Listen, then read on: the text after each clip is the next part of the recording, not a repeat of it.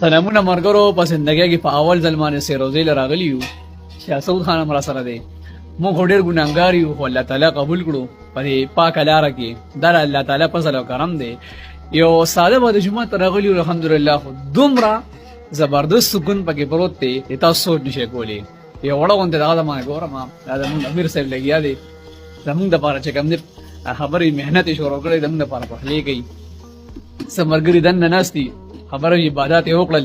ستړی شول دمه کوي معمولی غونډه ټیم پکې راته ملو شو نو کو زندګۍ کې سره ټیم وي د پاک لار کې خامخا یو پیر لاړ شي ډېر پاک لار ده او ډېر د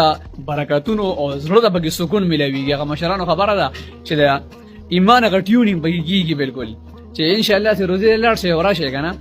نو